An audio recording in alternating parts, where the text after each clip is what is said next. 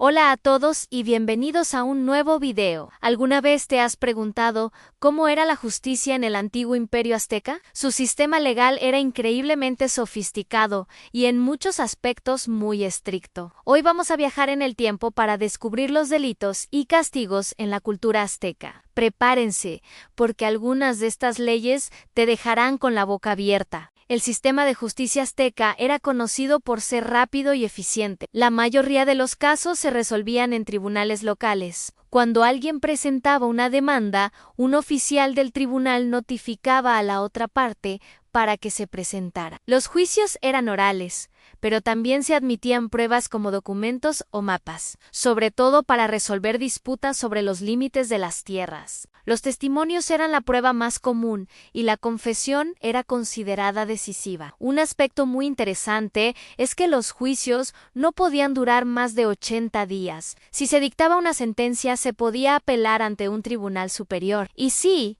existía la prisión por deudas. Este sistema, aunque antiguo, sentó bases que de alguna manera resuenan hasta nuestros días. Ahora, hablemos de los delitos. Para los aztecas, el orden social era fundamental y las penas eran severas para asegurar que se mantuviera. La traición, por ejemplo, era uno de los peores crímenes. Dependiendo de la clase social del culpable, el castigo podía ir desde la confiscación de bienes hasta la muerte. Incluso cortejar a una de las mujeres del gobernante se consideraba traición. La usurpación de funciones también era un delito gravísimo. Si alguien se hacía pasar por juez o usaba insignias reales sin permiso, la pena era la muerte y la confiscación de todos sus bienes. La rebelión o la insubordinación militar eran castigadas de la misma manera, aun con la pena de muerte. Los delitos contra las personas también estaban claramente definidos. Si alguien hería a otra persona, no solo debía pagar los gastos de curación, sino que podía convertirse en esclavo del herido hasta que se recuperara. Un caso muy particular era el daño en propiedad ajena. Si alguien mataba al esclavo de otra persona, el culpable se convertía en esclavo del dueño del esclavo fallecido. El robo tenía diferentes castigos según la gravedad. Un robo menor podía resultar en esclavitud, pero un robo considerado grave, como robar en un mercado o en un templo, se castigaba con la muerte.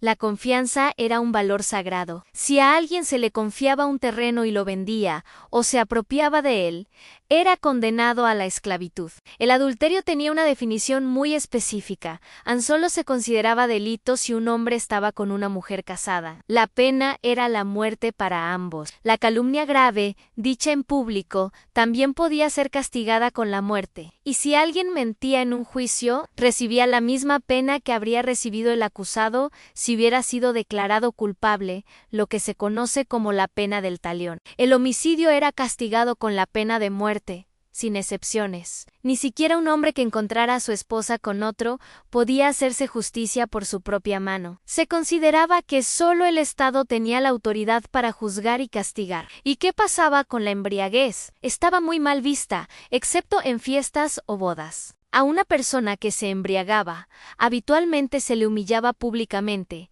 se le rapaba la cabeza y se derribaba su casa. Se le consideraba indigno de vivir en la ciudad y era exiliado al campo. Esta medida buscaba mantener el orden y la cordura en la comunidad. Otros delitos con pena de muerte eran la falsificación de medidas en el mercado, el asalto en los caminos o la hechicería que causara un mal a la comunidad. Como ven, la justicia azteca era implacable y buscaba mantener el equilibrio social a toda costa. Es fascinante ver cómo una civilización tan antigua desarrolló un sistema legal tan complejo y detallado. Muchas de estas leyes nos parecen extremadamente duras hoy en día, pero nos dan una ventana a los valores y la mentalidad de la sociedad azteca. Espero que hayan disfrutado este recorrido por el derecho azteca. Si te gustó el video, no olvides darle like, compartirlo y suscribirte para más contenido histórico. Gracias por acompañarnos y nos vemos en la próxima.